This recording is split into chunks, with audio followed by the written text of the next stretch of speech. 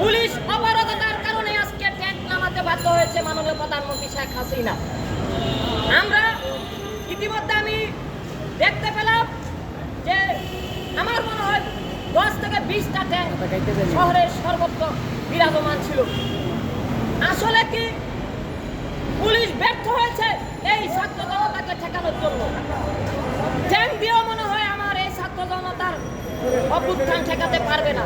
কিন্তু আমি বলতে চাই, কেন সেনাবাহিনীর ট্যাঙ্কের উপর ছাত্ররা আক্রমণ করে নাই সেটা আপনাদের জানতে হবে। ছাত্ররা এবং জনতা মনে করে যদি ট্যাঙ্ক নামে, সেনাবাহিনী নামে, তবে তত্ত্বাবধায়ক সরকারের একটি রূপরেখা প্রকাশ পাবে এবং তত্ত্বাবধায়ক সরকার নামতে পারে।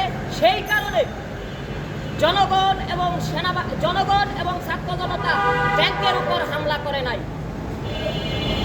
তাদের আর যদি 2-1 সপ্তাহ যদি এরকম ট্যাঙ্ক থাকতো বা থাকে, সর্বশেষ কিন্তু গণ অভ্যুত্থানের রূপ ধারণ করবে এবং আমার মনে হয় ট্যাঙ্কের নল তুরস্কের মতো কামান ভেঙে ফেলবে। আমরা লাইটটা কামান ভেঙে ফেলার একটা জনগণের একটা মুভমেন্ট ছিল, কিন্তু আমরা বুঝিয়েছি অযথা ট্যাঙ্কের সাথে যুদ্ধ করা ঠিক না।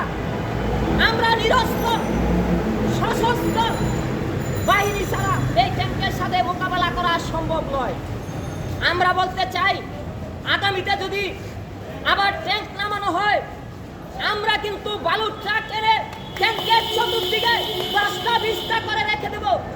বালুতে কিন্তু ট্যাঙ্কের গোলাতেও কাজ হবে না।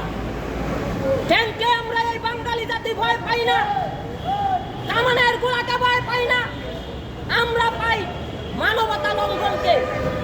আমরা মানবতা লঙ্ঘন করতে চাই না।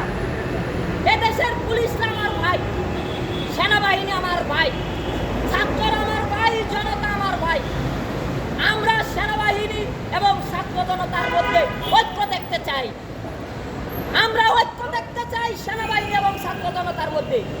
আজকে পত্রিকা দেখলাম সেনাবাহিনীর গাড়িতেও কালো সুখের বেশ।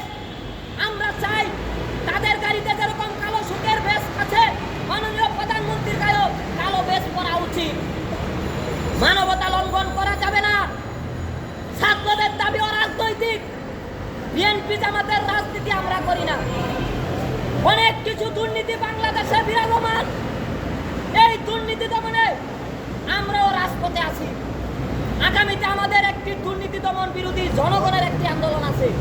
সেখানে ছাত্র জনতা সকলে মিলে আমরা দুর্নীতি বিরোধী আন্দোলন করব। আর যদি ট্যাঙ্ক যদি আমাদের উপর হামলা করে, আমরা কিন্তু ট্যাঙ্কের সামনে বালুর ট্রাক দিয়ে রাখবো। আমরা কিন্তু প্রস্তুত আছি। বালুর ট্রাক যদি ট্যাঙ্কের সামনে দেওয়া হয়, চতুর্দিকে ঘেরাও করি, ট্যাঙ্ক কিন্তু এদিকে যেতে পারবে না, শহরের বাইরে যেতে পারবে না। আন্দোলন হবে শহরের বাইরে। কাশপুর হবে আন্দোলন, কেরানীগঞ্জ হবে আন্দোলন, সাভার হবে আন্দোলন, গাজীপুর টঙ্গীতে হবে আন্দোলন, গণ অভ্যুত্থান। আমাদের শহর দখলের কিছু নাই।